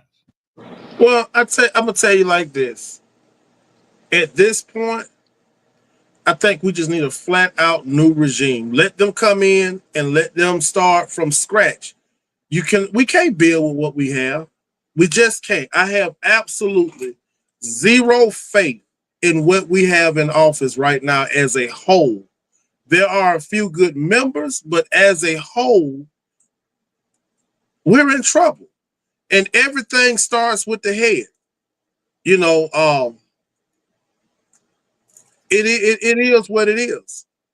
There is no fixing it with what we have. None. No meetings, one-on-one meetings. No, that's all we y'all been doing is having meetings. And it seems like the more meetings you have, the more dangerous it gets around here. I mean, that's kind of harsh, though, my brother. No, it's reality. It is reality. If you're looking for me to gaslight you with the sock puppets and the Santa Claus, then you got the wrong guy. I'm just gonna call it how I see it. It's work. You guys done had all these meetings, all these studies, and it's even more dangerous now. Miss Cruz got shot and killed in her front yard on Mother's Day. Right. You just had Arsenio Hawthorne got shot in the back on Bragg Street and killed. That's been about 3 weeks ago, 4 weeks ago. We just had a 13-year-old girl that was in her bed got shot and killed. We've had drag racing galore in this city. We've had, I mean, come on, folks can't even go to the hospital. My car was stolen twice by the same corporal who left. Look, it's stuff like that. Stuff like that. People can't even go to the hospital and get medical attention without even having to worry about being shot over there. And all your mayor is doing is dancing, smiling, doing galas, and going and seeing how his buddies are doing out of town. Like, come on, man. You can't make this stuff up. Well, so at what point do we stop BSing and stop, hopping on the fact, we got our first black mayor? Congratulations, we did that. But I think he's taken us as far as he can. So, we need somebody else. Give somebody else a chance to pick up where we are. I wouldn't mind seeing a JC Love in that position. I wouldn't mind anybody. Just give me some better options. Give us somebody else. We need a new regime. Have you ever done a tune-up on a car? Sure. Okay, how many times, if you got a 6-cylinder, how many spark plugs you got to change? 6. Okay. With this regime, I think that Montgomery needs a tune-up. We got several people in office. I think the best thing we could do is replace several people. Well, you're a citizen of America and Montgomery, so you have a right to your opinion. And right, and that's all it is. It's just my opinion. Now, if y'all are excited and you're happy about the bodies being laid off in the streets, then by all means, let's keep what we got. In fact, Zeke is in the military, right? Yes. I can give you a surefire plan on how to send your grandkids to school for free if you're interested. How is that? Go find you about 5 or 6 people in Montgomery and put some life insurance on them and just sit back. Well, you can't put life insurance on people unless they know it's there. They're not gonna have a problem with it. Somebody said they didn't care about finding the culprits, but rather just be glad you got your wrecked car back. Oh, ooh, that's kind of tough. I mean, they would have had to go ahead and lock me on up behind that one. Glad you got your wrecked car back. Well, but that's again, who we are. We got this thing though called the Constitution, and I hear what you're saying. Is the Constitution only good in Montgomery? Well, no, it's supposed to be good all around the nation. Okay, you're the only one I hear whining about a Constitution. I don't hear nobody else hollering about it. Well, and guess what? I guarantee you, they're not going to their front yard with their cars missing. They're not worried about being shot at the hospital, and they're under the same Constitution we are. Well, it's kind of like somebody said, we could get rid of crime overnight, but you'd have to get rid of every constitutional right a person has. Man, look here, you ain't got to do all of that. All you got to do is just your job, like everybody else. Those are scapegoats to keep from doing your job. Just do your job. Not asking you for much. Just do your job. Well, let me ask you a question. You need to sit down with the mayor and tell him this. You're a citizen. Call him out. I mean, maybe he really think he's protecting. He don't want a rambunctious police department going around arresting everybody and doing this and that. Why don't you just? Maybe what I need to do is mail him. Maybe what I need to do is drop off some mail at the city hall of obituaries of people that have been slaughtered in his streets. Cause I got enough of them I got enough of them. I can distribute what I have amongst our 9 city council. 1 second. Let me get this. Hey, good morning. Good morning, Tim. How you doing? How are you? I'm doing fine. What you got running in the background? Turn that down, because that's messing me up. What's on your mind? You. Oh, I just call you. Don't we have a stand your ground law in Montgomery? A stand your ground law. I don't know. Do we got a stand your ground law, Pastor Nate? Nah, Well, I guess if you get to carry guns, though, you have a right to stand your ground. you have a self-defense, but not a So stand if your you come ground. on your property, they say put up the no trespass sign, and now That's you a look at it. If you self-defense. come out in your car, you just stand your ground. See, until that happens, until people start taking back their freedom too, then the criminal gonna forever win. Because if I see somebody out there in my yard, hey, you live here. Hey, Hmm. just the police get there. Yeah, I hear. Well, let's not be too hyper about stand your ground, because next thing you know, you'll be standing in jail. Sometimes you Yeah, might not have they no look other another way choice. with the criminals. So what's the difference? Yeah. No, I The hear you. victim is getting shafted. So what else more can you do? Carla, let me ask you a question. Why do you think that Prattville, Millbrook, Elmore County, Wetumpka don't seem to have, they got crime, but they don't seem to have it as bad as we got? Why do you think so? So they take you go past and go straight to jail. Pass go and go straight to jail. They take you on to the jailhouse. Mm. Oh, somebody said that Alabama does have a stand your ground. Okay then. Yeah. I have no trespass signs all the way around my house. All the way around. They said post your property Thank you, Gary. all the way around here. No trespass. Mm. Well, you just can't shoot somebody because they're in your yard, though. If they have my car, I can. In your house. Yeah, I'm good with the house, but not the yard. Car, house, whatever, property, Yeah, whatever. yeah. I mean, we don't. I mean, somebody could get lost. A person with dementia or something could be in your yard. You don't want to, you don't want to pop a cap in them. I mean, come on. Wait, but I hope I don't have dementia either. Yeah, I hear you. Because if you become between you and me. Yeah, just between you and I. Yeah, that's it. Okay.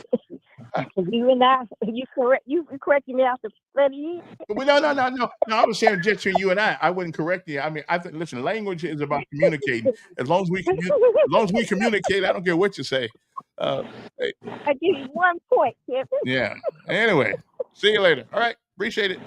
Evidently, Alabama does have a stand your ground law. I didn't know that. Because man, I'm a nonviolent man. I say let's make love, not war. So that's where I roll. You know what I mean? What you looking at, man? Just thinking, man. Oh, okay. What this guy said? All guns create a lack of communication to resolve conflicts.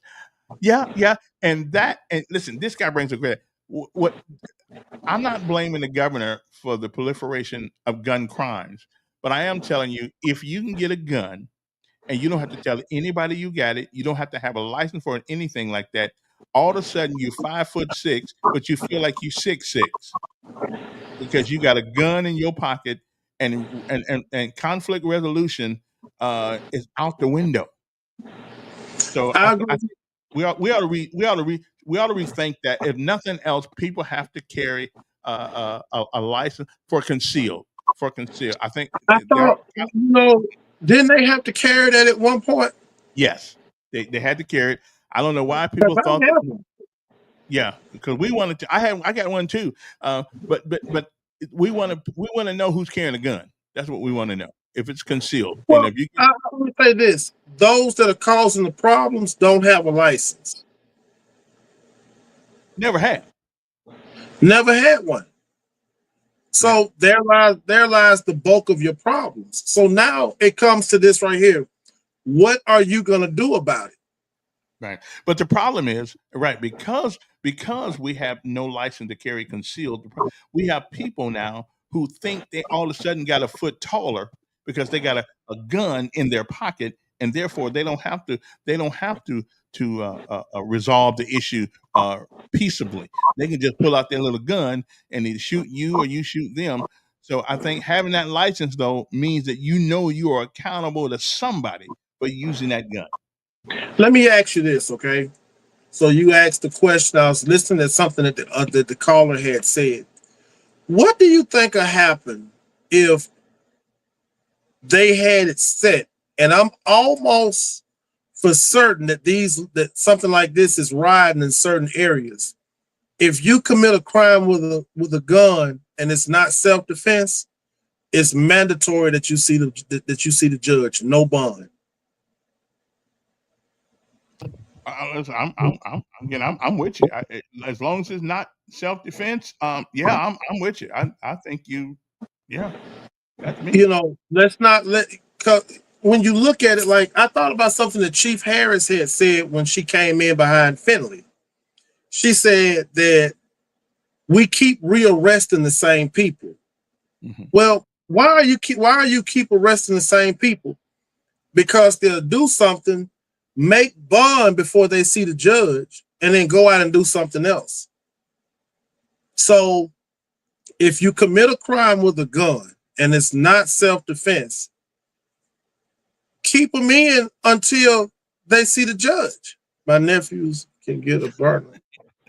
I don't know what a He ain't burner is. lying. They're not. Shabazz is not lying. They So are not lying. What's a burner? That's a throwaway gun. Oh, so y'all know this street talk. See, I don't know what that is. I'm getting too old to learn street talk again. Oh, okay. It's a throwaway gun. Well, we don't want to do that. Well, you don't need a throwaway gun anymore. All you can do is you can go get a gun now. Just go to the store and get one. Well, unless somebody. But depend on. But you don't want to have a body or something on the one that you carry on you every day. So they'll just get a burner, do what they're gonna do, and then bounce, throw it away and bounce.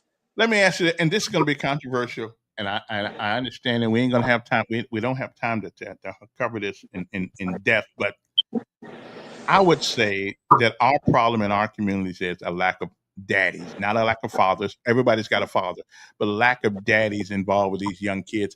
And now those kids are growing up now, and they are doing some of the most craziest thing. How do we get our young men to understand when you make a baby, that's your responsibility? I mean, he already know it. It's nothing to understand. He understands how to make it.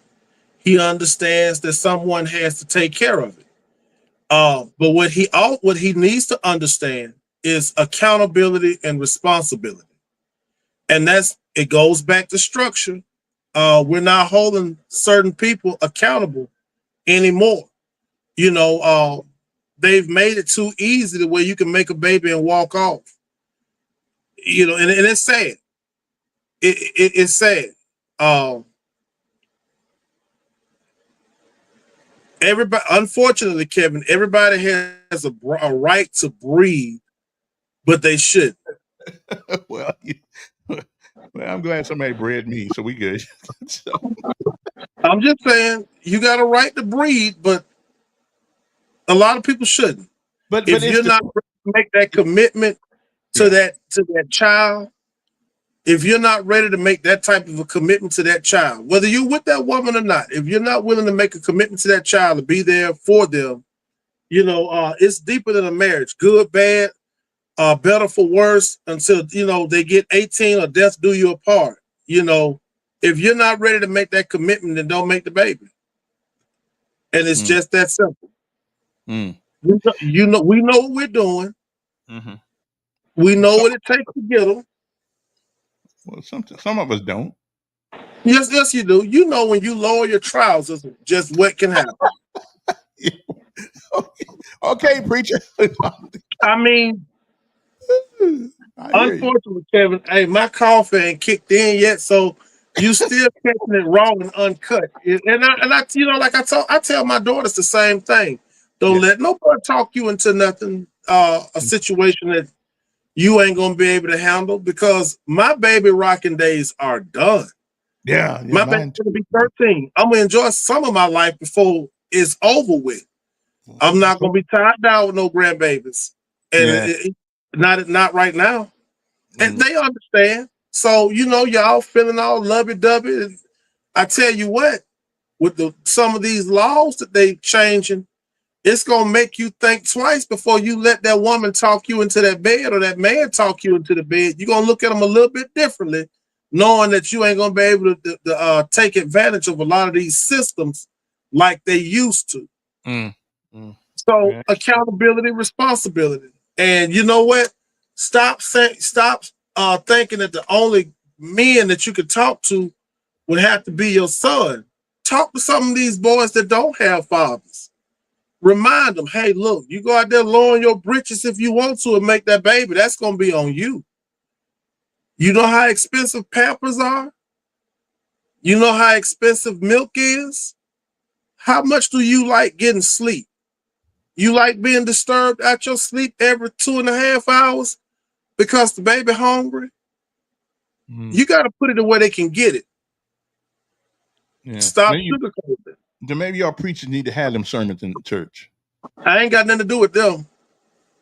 Maybe they need to have that conversation at home. Well, they do, but if you don't get it at home, you got to get it someplace. Listen. Yeah. A lot of them don't go to church, right? Mm-hmm. So the chances of them hearing the preacher is slim to none. They'll hear him when they go to the next funeral. Well, take to church to them. Well, I mean, we do that every day. The Yeah. church is in your heart. You do it every day. But here's the thing. Why not start with mom and dad? Why not let it start in the house? Well, I hear you, but sometimes you don't get it. Well, I tell you what, it needs to start in the house because the preacher ain't the one going to have to change the diapers. No, I hear you. I hear you. And that sounds good. But we got a lot. Okay, I tell you what. If Zeke go out there and make a baby, I ain't got to change one pamper. Me either. You say the same? Yeah, I can. He bringing that baby back to you. He ain't bringing it to me. No, that's my last baby right there. That Zarel. That's my last child. we done. He can't. Matter of fact, this week he can't a rucksack. He got to go on a 5-mile road march. I seen this picture you had on Facebook. You look. Yeah. Hey, you marked that poor boy. Yeah, I'm trying to tell you. But he's loving it. He ain't loving it, but he's dealing with it. So I said, okay, well, that's what a man does. He deals with what he got to deal with. Anyway, Pastor Knight, thank you so much for joining us this morning. I'll send a copy of this to the mayor. Let him know how you feel. He already know. It'll just be a reminder. Mm-hmm. You know, you can't do the job, resign. Enough people have died on your clock, on your watch. Resign. So no family structure or tied our tribal relationships brought wealth and families together. Sex and just in the nature of marriage. Let's see if I can get this one more time. See if I get one more for you before I let you go. Good morning.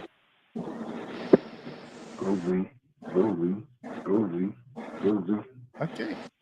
Appreciate it. I gotta let you go, man. We out of time, but it's always you. Just join us anytime you want to join us. I like a preacher that don't use the political correctness, but pretty much just tells it, like it is. That's all I know, Corbin. That's all I know. Interesting. Pastor Willie Knight, what's the name of your church? North Montgomery Baptist Church. We're located right there at 1527 Ferguson Street, right here in Montgomery, Alabama. All right, then. They got a number. What? Huh? Yeah, I mean, the purpose in calling the number, and I'm not, and nobody's up there, but if you know anybody that's in the need of some groceries, we do have a food bank ministry that is wide open to the public. Some of the best times to come will be Wednesdays between 10 to 12, Saturdays, same time, or Sundays after service. We have a food bank. It is absolutely free. It's for the public, pretty much for those that are in need. It's come one, come all. We've done over, at this point, I think we've did over 2,000 bags so far. And I didn't realize how many people were really in need for food, but it's more than what you think, and it ain't the people that you think. So for anybody that may be in need, and keep in mind, this thing is extremely confidential. We're not taking no pictures, blasting on social media. I believe what we do it from the heart, and it's between us. So if you know anyone that is in need, we invite them to come down. Kevin, you can, like I say, 1527 Ferguson Street, Montgomery, Alabama. They can reach me at 334-543-5381. And like I said, let us be some of assistance to you. God has blessed us to bless somebody else. And so, we must work while it's still day. Keep in mind, Kevin, we came to serve. I didn't come to be served, but to serve. So before I was Pastor Knight, I was still a servant. And I'm still a servant now. Okay. That's it. Do you got any thick bologna? No, they got some chicken. Oh, I'm tired of chicken. No, you ain't. I guess I ain't that hungry yet. So if I see you at Popeyes, I'm gonna be like, so I thought you were tired of chicken. Yeah, I haven't eaten Popeye, man, in months. I'm at checking out, and I don't like Popeye. I don't like Popeyes that much anymore. I gave him enough. Yeah, I don't like churches either anymore. Yeah, I don't know. We can talk about that, but if I get hungry enough, I'll take some chicken.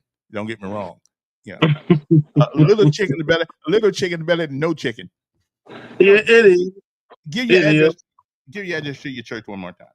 1527 Ferguson Street, Montgomery, Alabama. The name of the church is North Montgomery. Once again, the distributing hours are from 10 to 12 on Wednesdays, Saturdays, and from about 12:30 until on Sundays. So if you're in need, come by and see us. We'll be glad to serve you, and glad to have you. All right. Y'all have a good day. Appreciate it. Anyway, that was Pastor Willie Knight. And listen, our time's almost up anyway. So we got to go. That was an interesting conversation. Willie think the mayor's slacking on his job when it comes to crime. See if I can get him on next week sometime. I'm always knocking down all my stuff here. Sorry about that. I gotta do a better job. Okay. So okay, I gotta go. See you guys tomorrow. Good Lord says the same. Bye.